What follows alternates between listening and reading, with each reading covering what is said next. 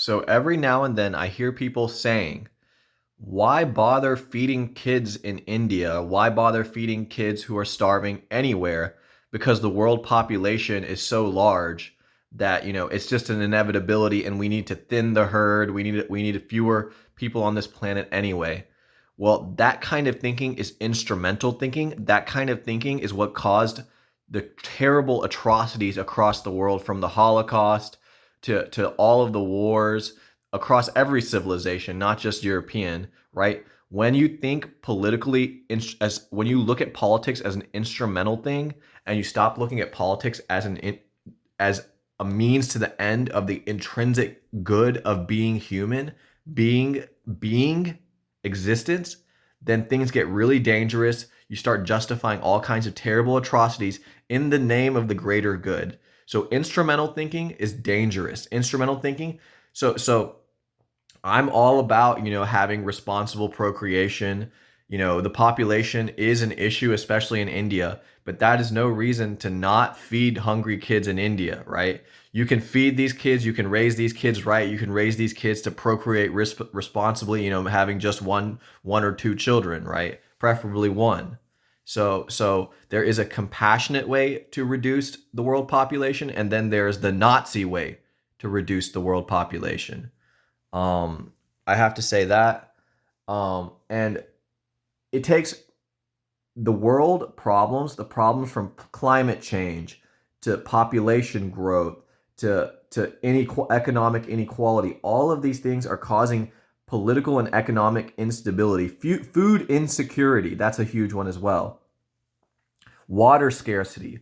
All of these problems need a multi-pronged attack, and the biggest way to do it is the evolution of consciousness. We need to elevate our consciousness to the point where material things are not required as much, and we gain happiness and joy from an inner life, a strong spiritual inner life, as opposed to looking outside of us for satisfactions or stimulation from the environment, right?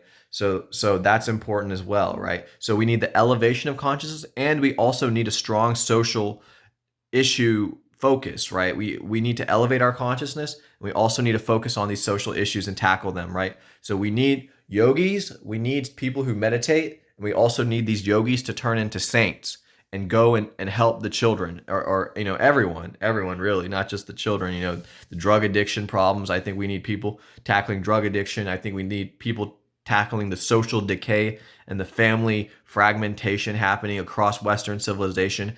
And Western civilization can really do that by turning towards places like India, where there is a much stronger collective family dynamic that exists. So I don't want to hear anyone saying, who cares about these hungry kids, because the population is too large.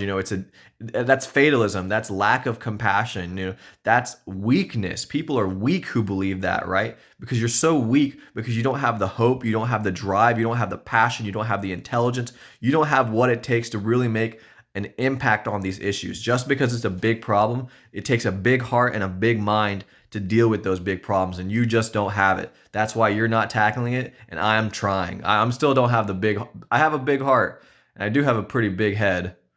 I have a big head. You gotta have a big head too. You gotta have the ambition to do it. You gotta have the heart. I got the heart. You gotta have the brains, but you gotta have the balls, dude. I got the balls to do it.